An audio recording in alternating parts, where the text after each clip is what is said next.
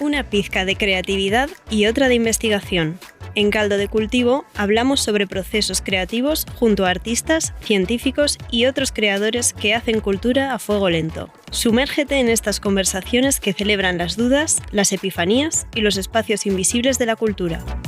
Conduce Joaquín Jiménez Salvador.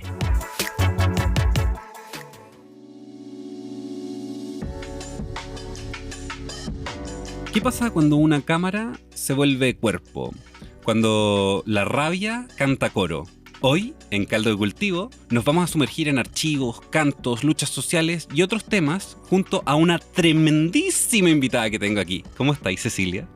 Encantadísima estar aquí en Santiago, contigo, en el Centro Cultural de España. Una maravilla. La voz que escuchan es de Cecilia Barriga y le vamos a sacar una Polaroid chiquitita para que sepan más o menos el talante de la invitada con la que estamos. Cecilia es artista visual, documentalista, montajista, oriunda de Concepción. Un saludo para la gente de Concepción. Pero ha estado radicada desde hace, ¿lo decimos o no? ¿Cuántos años? Un montón de años, ¿cierto? Sí, bueno, yo creo que ya hay que decir las cosas.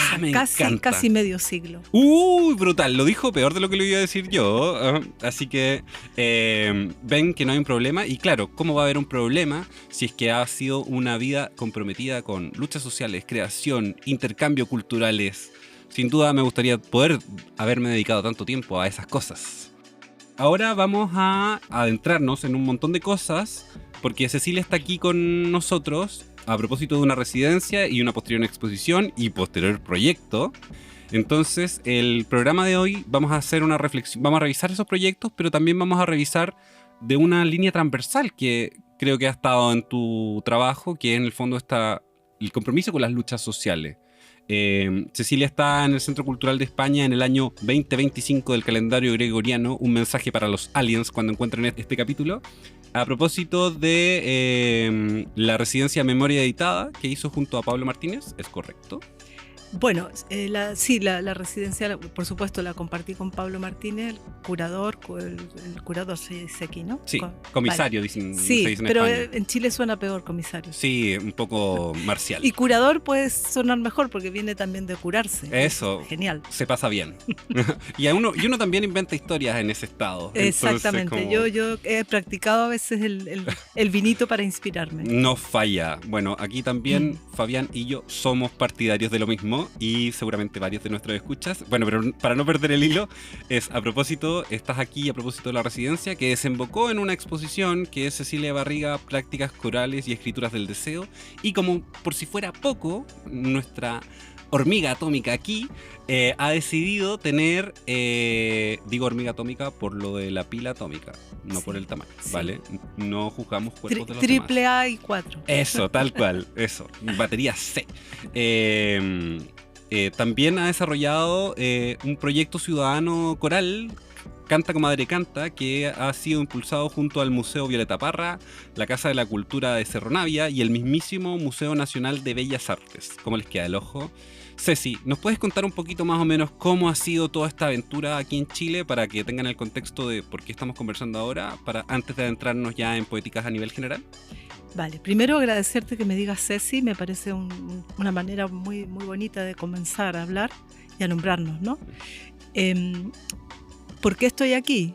¿O por qué sucede todo esto? Yo creo que porque era necesario. Me era necesario a mí, le era necesario un poco también a esta generación de creadores jóvenes que de alguna manera me podían conocer así a través de las redes, las academias, ciertas formaciones en la escuela y no mucho, ¿no? Entonces yo tenía sobre todo una necesidad de volver a Chile hace rato. Lo que pasa es que he estado viniendo, pero siempre como que me quedaba haciendo algo porque siempre ando haciendo cosas. Entonces antes de pretender mostrar era como querer hacer.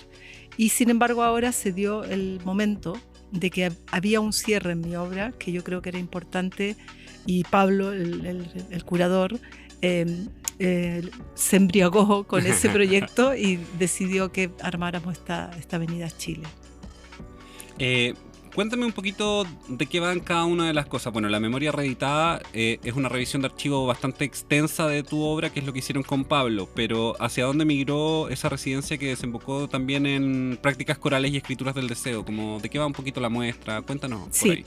Digamos que la primera pata sí que tenía que ver con la obra previa mía era Memoria Reeditada. Es un trabajo que había hecho ya previamente para el museo, para un museo en Eindhoven, en Holanda. Tiene un nombre raro, ¿no? Es un nombre holandés, no, sí. no vamos a exponernos a ello. Sí, un nombre rarísimo. Luego si me acuerdo te lo digo. Lo dejamos en la descripción del programa. Ok. Vale, pues eso. Entonces resulta que con esa idea que ya estaba hecho ese trabajo, al trabajar juntos con Pablo, que él quería decir, oye, tenemos que revisar tu trabajo, pero en realidad la obra ya estaba hecha, lo que había que hacer era traerla y desengranarla. O sea, es como que hemos hecho de una película otro objeto, que es un objeto mural, que podría haber sido un libro, podría haber sido, no sé, una instalación fotográfica, incluso una escaleta de montaje. Entonces, al sacar esto, nos dimos cuenta de que eso era un magnífico taller para reactualizar en el tiempo presente en Chile. Yo tenía mucha preocupación, y la tengo seriamente, respecto a lo que está pasando en este tiempo presente, que es que nos están, en el fondo, narcotizando la memoria para que no la tengamos. En el momento que tú pierdes la memoria y solo vives el minuto presente y esa realidad del instante, la dopamina, crece el riesgo inmenso de que nos puedan meter bolas llenas de veneno, en cierto sentido, ¿no? El veneno del olvido, el veneno de la repetición de los errores, del mal, el veneno del mal directamente. Entonces me asustaba frente sobre todo a la cuestión de incluso las elecciones que vienen en Chile, lo que está pasando en Europa, por supuesto Estados Unidos, que todos dependemos de ese mal, claro. de ese eje del mal un poco que sigue estando. Aunque yo amo Estados Unidos, tengo familia allí y es un país donde mi primera película la hice en Nueva York, comprenderás que Estados Unidos forma parte, claro. Es una crítica a quienes gestionan hoy esto.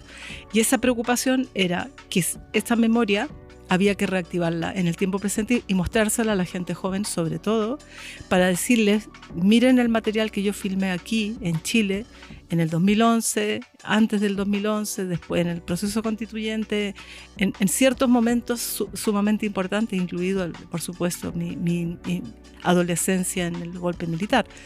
Pero quiero decir que eso para mí era importante transmitirlo para poder tener un diálogo y decir, ¿saben qué?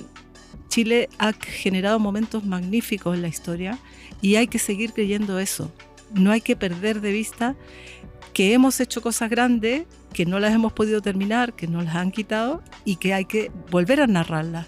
Porque lo que se está diciendo de nuestro pasado, ya sea lo que fue la Unidad Popular, ya sea lo que fue el proceso constituyente, ya sea lo que fue la revuelta ciudadana, que a mí me gusta llamarla mucho más revuelta que estallido, pero bueno, estallido, revuelta, todo eso tenía una siembra y una cosecha muy potencialmente buena y con eso me quiero quedar. Es bonito que lo quieras llamar revuelta porque también tiene que ver con ese mismo ejercicio del que estás diciendo, como de volver a contar una historia, como la revuelta en un baile, la revuelta como la idea de poder volver a visitar sin el prisma de la desolación, porque es cierto que los tiempos contemporáneos son difíciles y desde las humanidades, desde las artes tenemos una mirada súper crítica, entonces como es súper importante. Creo que todos los auditores ya están clarísimos de la línea en la que vamos a ir tomando en estas cosas. Y me hablaste solamente de la memoria y de la exposición. Y quiero saber también cuál es esta dimensión social que existe en este tercer proyecto que estás haciendo aquí, que es el Canta Comadre Canta.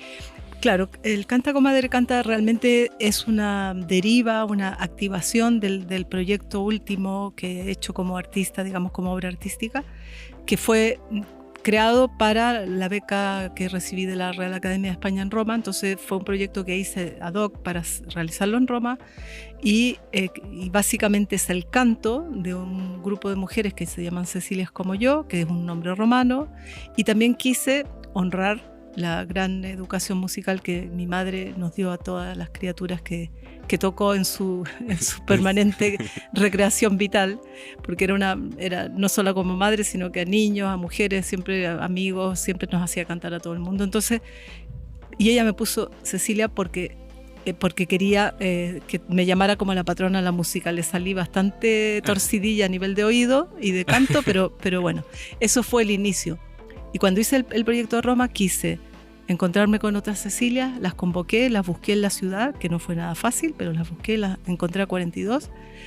A cada una le pregunté, ¿por qué te llamas Cecilia? ¿Qué relación tienes con la música? Si la tienes, cántame una canción. Me la cantaron todas y todas tenían algún tipo de relación con la música. Y por último, ¿qué conciencia tienes del mandato, diríamos, trágicamente oscuro, amargo, que tiene nuestro nombre encarnado por la santa, que es no solo la música, sino que también la violencia de género, porque como buena santa tiene más de un martirio. En la leyenda de Santa Cecilia o en la historia de Santa Cecilia está la violencia, la violación, etc. Y con esa última pata del símbolo y del personaje, mi pregunta era, ¿qué experiencia de violencia de género has vivido? Y resultó que todas teníamos algo que decir. Y en algunos casos, alguna tuvo que recordar cosas que se había olvidado. Entonces, el proyecto invita también a una resignificación. Es una protesta, pero también es una resignificación de la historia personal, como el canto como un acto sanador y a la vez como un acto de denuncia, ¿o no? Claro, yo creo que primero es un canto reparador a nivel personal, es fundamental la encarnación propia de esto, ¿no? Yo he hecho muchos cantos y muchas veces las revueltas y los grandes momentos políticos se está llena de canto, hay un canto político histórico maravilloso, pero siempre son cantos como o gritos hacia afuera, que consignas, pero yo creo que hay una cosa como las experiencias de la violencia realmente para poder cerrar y reparar y dar un paso adelante profundo pasa por un trabajo interior.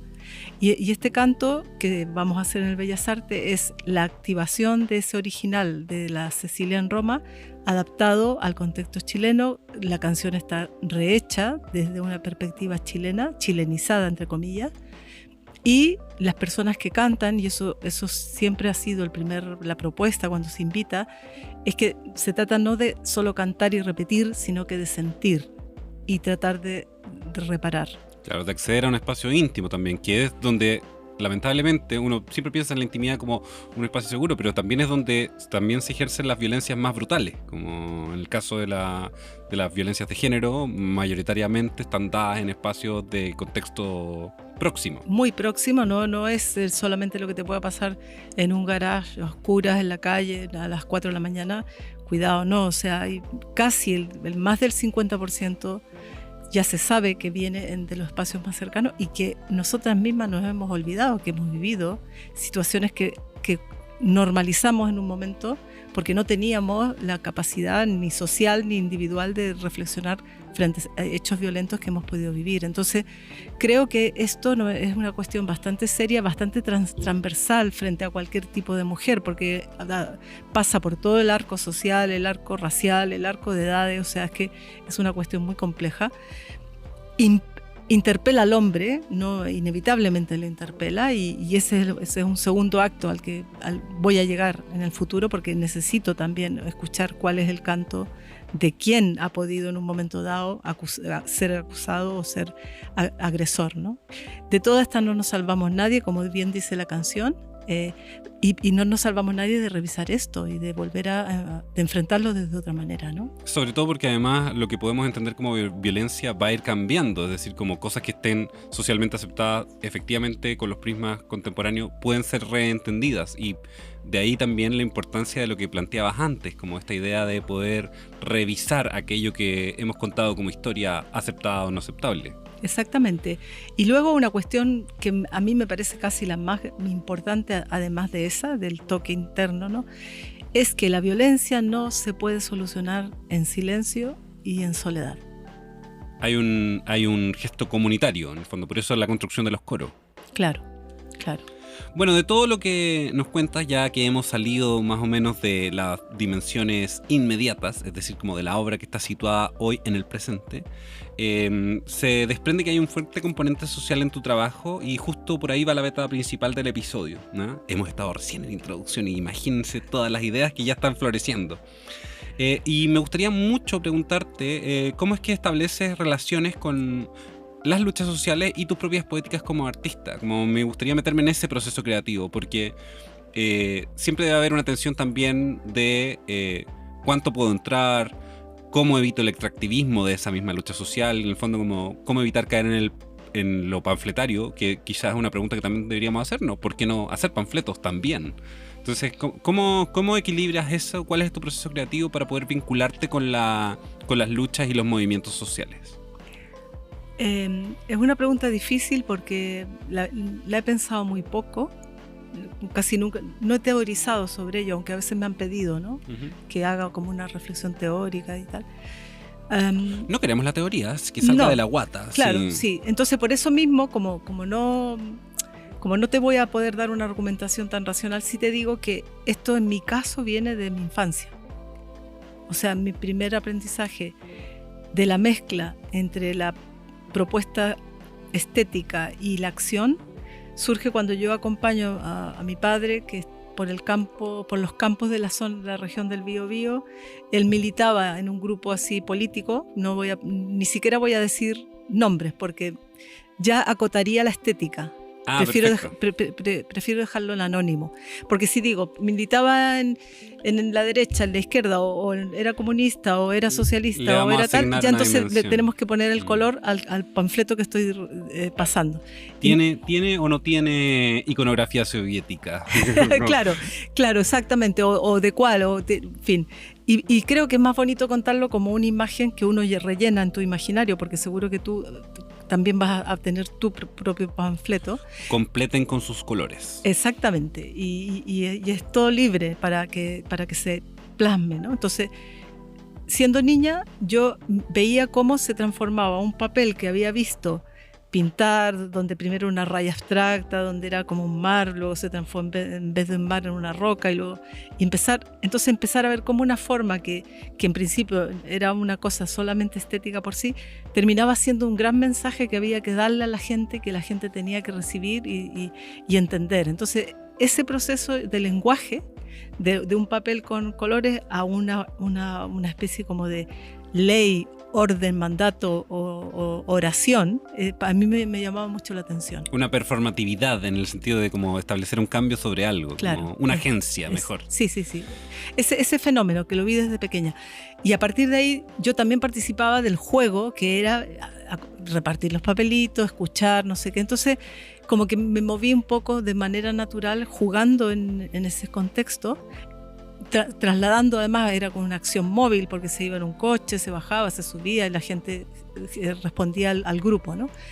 Pero también creo que cuando ya empecé a ser mayor y cuando me empecé a dar cuenta de lo que me estaba pasando a mí, que entre la disciplina de la ficción, del cine de ficción, que fue lo que empecé a estudiar realmente, yo me metí a estudiar imagen para ser cineasta de ficción, con guión, escaleta, productor, actores, sonidista, o sea, con mínimo un equipo de 60 personas a tu lado. Claro. Entre ese mundo que yo había estudiado y el mundo de la urgencia, de la emergencia, de lo social, ahí fue que me di cuenta que yo me desplazaba, me envolvía muchísimo mejor en esa parte espontánea del documental y de la realidad, que la ficción, que para mí era como entrar en una especie de disciplina militar.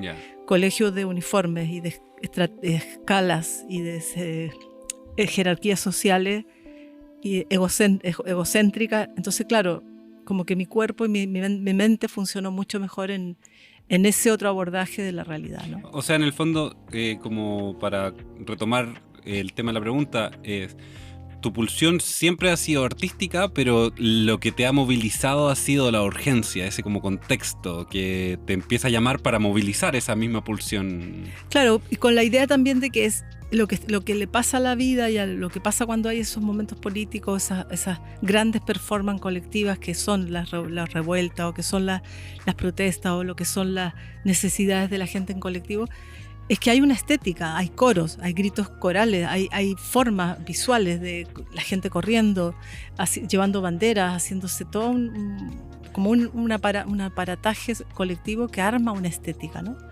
Bueno, y dado que estás hablando de documentos, hablemos de textos que son externos, es decir, como están estas banderas, están estas creaciones de otras personas que tú incorporas en tu trabajo documental y como artista.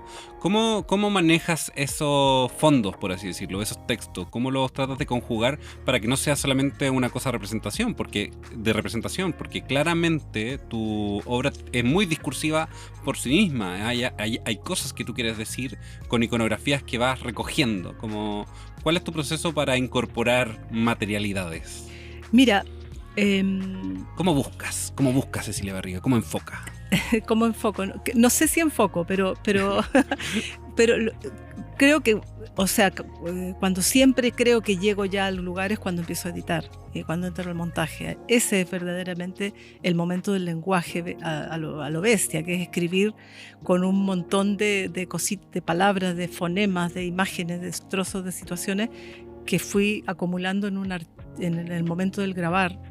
Entonces son como realmente dos lenguajes enfrentados que los orquesto yo misma en cierto sentido, al llevar la cámara y luego hacerme muy responsable de la edición. O sea, yo paso horas con mis trabajos editando primero yo sola y luego entran los montadores o quienes ayudan a editarme la última parte, ¿no? Te lo digo porque es una manera de escribir. O sea, si tú le preguntaras a un poeta, ¿cómo haces el poema, Pablo, Gabriela? ¿Cómo lo hacéis? Al lado, escucha a los pajaritos y luego transmite. No sé, tienen un lápiz y un bolígrafo y van escribiendo y tendrán 50.000 folios y de esos 50.000 folios vuelven, porque yo los he visto algunos poetas y que tenían un poema durante un año y cuando yo vi lo que habían escrito eran 2 páginas. Bueno, yo soy un poco parecida. Ya, o sea, en el fondo hay un proceso de acumulación sistemática, pero después la depuración está en el montaje, que bueno, te adelantaste a la pregunta que iba a hacerte, que tenía que ver como esa vinculación en el montaje, pero entiendo que en el fondo terminas de darle significado a aquellos textos que has recogido, entiéndase texto como imágenes, claro. La definición amplia y semántica de esa palabra, que adquiere un nuevo significado en el montaje obsesivo que ejerces para darle sentido.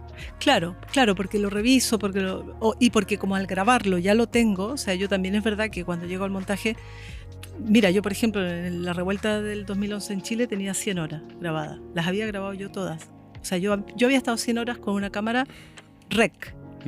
Pero a esas 100 horas tienes que sumarle el antes y el después del REC, que es acercarte, mirarte, establecer contacto, claro, saber llegar, ¿no? O sea, yo vine de Nueva York, de estar rodando la Plaza Zuccotti en Nueva York en la revuelta del 2011, directamente a aterrizar al Carmela Carvajal, al INBA y a un montón de institutos de chicos que ni me conocían ni yo les conocía. Descanso. Claro, entonces, ¿qué fue lo que permitió que yo pudiera estar ahí? Primero, un amor inmenso por lo que era la épica de ellos. O sea, yo era una admiradora de esa revolución. Yo era otra adolescente más. Me abrieron las puertas para entrar en mi adolescencia dormida, mi memoria personal, mi adolescencia que quedó también un poco castrada por el golpe militar. Entonces había muchas cosas, siempre lo vinculo a cuestiones vivenciales. Uy, tengo tantos caminos por los que me quiero ir.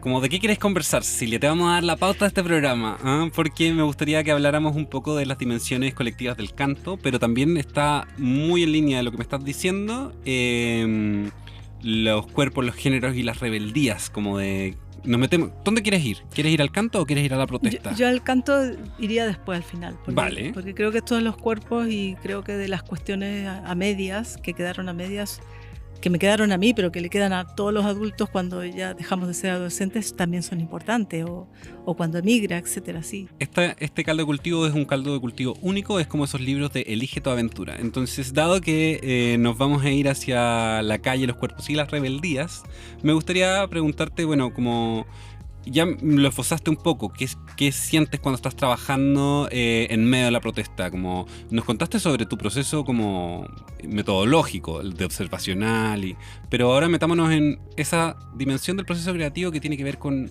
tu propia sensibilidad. Como, ¿qué experimentas? ¿Hay un ratch o no? O sea, me imagino que debe ser como muy estimulante, también debe enojar, o ¿cómo va? ¿Cómo enfrentas la calle cuando estás justo antes del rec y durante el rec?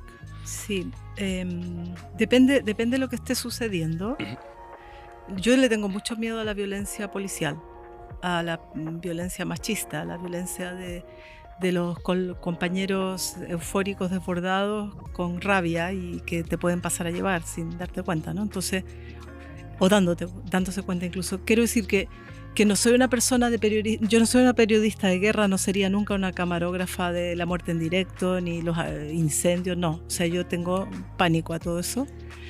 Pero sí me gusta acompañar, siempre siento que soy como alguien más metida en ese tinglado. Entonces, lo que esté pasando es como que estoy en la causa, empatizo con, aunque no entienda todo, porque también he filmado, por ejemplo, ¿cómo se llama? ¿Decesos? No decesos. He filmado, por ejemplo, manifestaciones fascistas en España, por dar un ejemplo, en Madrid. Y cuando he entrado ahí, a lo que le tengo no empatía en el sentido de la ideología, me he puesto en la piel del que estoy mirando. Entonces, si veo una señora mayor, viejita, con sus ropas así como hiper antiguas, pero muy elegantes, me hace sentido preguntarle qué es lo que le da rabia de lo que está pasando. Entonces, siempre hay como un amor por los personajes que encuentro. Entonces, hay algo diríamos, como de empatía con el ser humano en pelota, en la rabia, Me encanta, porque en el fondo, incluso frente a la idea de la denuncia y como la importancia de resarcir socialmente, finalmente estar con la cámara ahí parece ser un gesto de amor. Sí, claro, porque al final, tanto de amor y también de tratar de hablar desde otro lugar, porque en un momento de épica de la victoria del hecho político que te apetece, que ganó la revuelta o que conseguimos echar al que no nos gusta, también hay perversión, también hay gente que está ahí. Mira, por darte un ejemplo, me salto a una cosa muy clara. Cuando va Greta Thunberg a Madrid por el tema de la lucha contra el cambio climático antes de la pandemia, que es cuando la chica esta estaba en el top, luego ya todo eso se congeló, yo fui a la manifestación que hubo en Madrid, que fue inmensa. Estaba lleno de niños adolescentes, que era una maravilla, porque yo te estoy hablando poquito antes de la pandemia. Claro. Muy poco, 18, 19. Y a mí me emocionó porque dije, este es el futuro. Estos críos que no sabemos por dónde, ahí están. Y sí, se organizan. Se organizan, tenían ilusión. Y bueno, en ese grupo que estaba llevando un poco el movimiento antes de que saliera Greta, aparecieron 4 auténticamente de estos gigantes violentos a darnos absolutamente, tratarnos mal como camarógrafas independientes que no éramos de televisión y directamente quitarnos del lugar para filmar, ¿no? Y se suponía que eran los cómplices y que eran los compañeros que tenían que facilitarte el trabajo. Y ese tipo de violencias internas también las he vivido. Entonces, por eso te digo que en todos los lugares se cuecen habas y que no es todo fácil, pero que hay siempre esa cuestión de la empatía, el sujeto que a mí me atrapa. ¿Y cómo lidias con esa empatía versus esta posición doble que tienes, como en el fondo como activista, pero también como testigo? Como, ¿qué tensión te genera? Porque uno de repente tiene la cámara y quiere actuar. O al revés, también puede reconocer que quizás mi actuación más importante es con la cámara. Como, ¿cómo enfrentas ese proceso? Porque tienes que decidir en el fondo hasta qué punto soy un testigo y hasta qué punto no lo soy. Claro, sí, me arriesgo. Siempre me arriesgo y me han pasado cosas difíciles. O sea, me he encontrado gente que que si no me dio el puñetazo al lente fue porque lo vi venir y supe retirarme y pedir perdón. Oye, disculpa, no te preocupes, este material no lo voy a usar. Porque claro, hay cosas que son tremendamente interesantes y emocionantes de ver y que en una calle, estoy hablando en un sitio público donde que te filmen es posible porque están 40 cámaras, o sea, no me refiero a meterme en un lugar privado, no, ahí hay que pedir permiso, siempre lo hago, ¿no? Es más difícil no ser filmado actualmente en un espacio público. Claro. Entonces, cuando pasa eso, o una vez un policía, incluso en una de las manis de la Puerta del Sol, que ahí también me vi con miedo, ¿no? Entonces, ¿cómo? Yo creo que actúo de maneras distintas según la situación, pero me arriesgo, o sea, con riesgo, hay mucho riesgo. Perfecto, o sea, entiendo que primero está tu presencia ahí como el acto de empatía, ¿eh? Como el interés también, como la agencia que tiene la propia disciplina de tu arte, pero también está como mucha improvisación que sin duda se tiene que dar porque es un contexto dinámico, es decir, como sin duda no debe haber una fórmula como para saber cómo enfrentar la contingencia de... Sí, pero mira, es importante mirar a los ojos.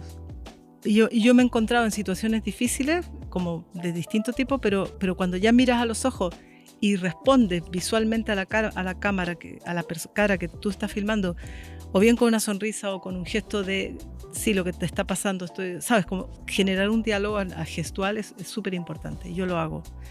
Te voy a dar un ejemplo de algo como muy aparentemente como gracioso, pero que no fue gracioso, fue complejo.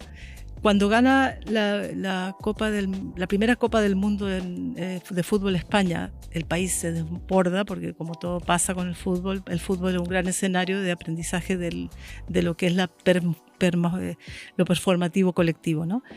Bueno, yo salí a la calle y empecé a filmar a la gente y todas me miraban a la cámara y casi me la escupían de felicidad, de no sé qué, España, viva, español, soy español. Bueno, entonces delirio espantoso por otro lado, ¿no? Que hipernacionalista. Hipernacionalismo, que saca las peores, digamos, experiencias a veces de lo patrio, de lo masculino, de lo tal. Y entonces yo estaba filmando a un grupo de chicos que empiezan a verme y empiezan a bailar y a cantar y hacer toda la movida a la calle, a la cámara, ¿no? Y bueno, yo esos planos los mantengo y los tengo ahí. Tal. Y hay un momento dado que uno de ellos se desnuda entero y se queda desnudo y sigue bailando. Y exaltación claro, total. Y yo sigo filmando, digo, claro, esto no lo voy a dejar de filmar, si es una escena increíble, ¿no? Y me acuerdo que después de que todo eso había sido un encanto, alguien, o sea, yo corto y ya me voy, alguien reacciona y me coge por detrás para decir, tía, esto que has grabado, yo le digo, ¿cómo? Ahí tuve que hacer como una negociación para salir bien de la situación y, por supuesto, mantener mi material, ¿no? Bueno, tienen un consejo de oro para todos los documentalistas. En el fondo es establezcan mirada, establezcan contacto y comuníquense. Ya que mencionaste España, me gustaría también preguntarte cómo, desde la perspectiva de haber migrado, ¿crees que se han transformado en tus procesos creativos? ¿Crees que hay un acento o hay un tono que se haya impreso en ti, en tu manera de crear, por el hecho de estar radicada afuera?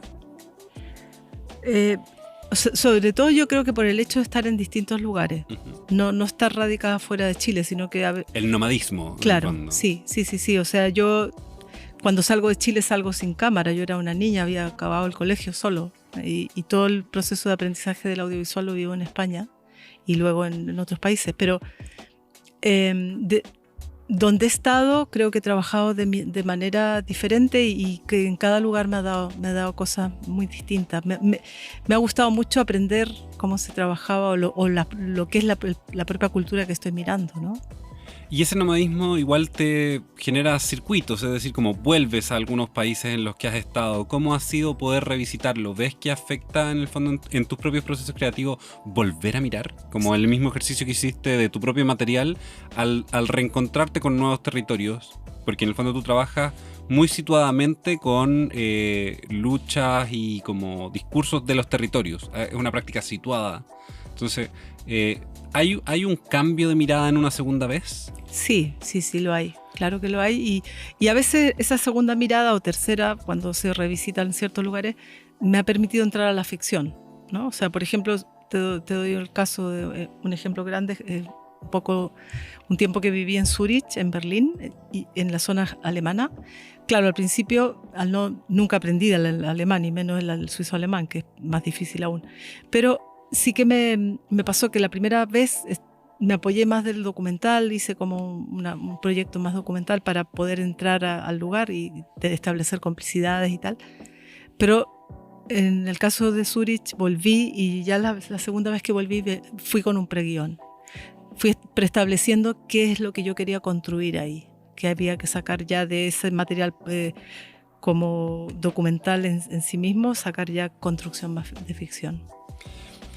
Y bueno, para seguir viajando, vamos ahora a viajar hacia las dimensiones musicales y vamos a retomar ese tema que dejamos ahí pendiente, que es como el trabajo del canto, ¿ya? Que sin duda se va a materializar de maneras distintas en cada uno de los territorios.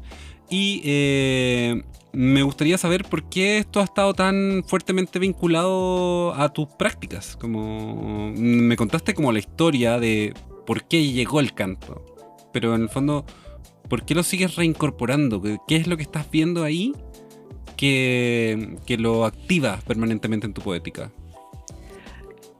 Yo siento que es una manera constante me aparece constantemente, ¿no? Es como, Llega a ti. Llega a ti o llega a mí o se cruzan en las circunstancias, se cruza, ¿no? Yo creo que hay una memoria personal, emocional. La música genera muchas emociones, pero también yo creo que el canto también camufla, ¿no? También es un lenguaje que permite camuflar determinadas cosas que dichas literalmente serían como duras, serían como feas, no sé. Hay una sublimación. Claro, y esa sublimación yo creo que es bonita, es amable, y a mí me sirve un poco como para transitar las realidades que pueden estar tocándose de una manera un poco más dulce, pero no dulzona, sino que como que cuenta más ese momento que en una calle un niño canta una canción y te está diciendo la dureza que es para la infancia ese canto, más que un niño te declare y te diga. Hay una aproximación más digerible, como sí, mediada, por así decirlo. Sí. Y a mí me resulta bonita y sobre todo que es un canto siempre imperfecto, porque no estamos hablando del canto profesional, de coros o de cantantes, no, es canto de calle, canto espontáneo, canto de un borracho, canto de una madre que en Cuba está esperando que su hijo atraviese la balsa, llegue bien a Miami, ¿sabes? Cosas de ese tipo. En el fondo es la aproximación documental al canto, entendida no solo desde la disciplina musical, no es virtuosismo para nada, sino que es como, en el fondo, tratar de articular de alguna forma estas voces colectivas. Claro, y tampoco es un documental sobre las músicas, sino que es como hacer del canto un elemento de relato. Cecilia, te agradezco toda la conversación que hemos tenido. Me gustaría preguntarte si es que quieres dejarnos con alguna imagen o con algún sonido o con algún corte respecto de esta conversación, una imagen soñada, grabada, que se haya quedado en ti durante todo este proceso. Qué difícil, es como hiciste una residencia justamente para remirar tus imágenes y yo te pido así como, danos una, pero respecto a como tus poéticas. Para mí estuve haciendo arte y este fue un momento.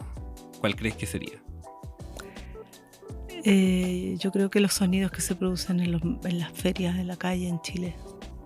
Las veces que he pasado, mira que Santiago tiene mucho ruido y me molesta y me molesta, ¿no? Pero el cruzar una calle en la mitad de una feria y escuchar tantas cosas a la vez, y yo me iría con ese micro así, con el que tienes aquí, si me lo dejas me voy caminando, cruzo la feria. Y estamos hablando de muchos sonidos, de olores, de todo. Nuevamente capas colectivas, capas que entrelazan y que construyen algo más grande, cantos que no son cantos profesionales como el canto que anuncia una verdura de estación. Ha sido un programa muy bonito, muy poético, espero que lo hayan disfrutado al otro lado. Cecilia, disfruté mucho nuestra conversación y nos despedimos para la próxima entrega. Chao, chao. Muchas gracias.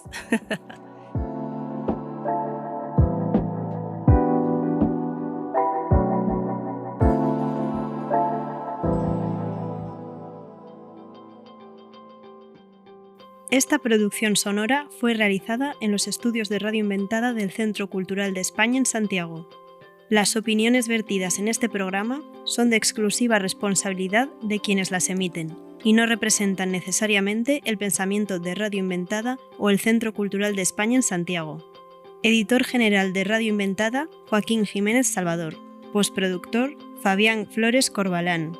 Todos los derechos reservados.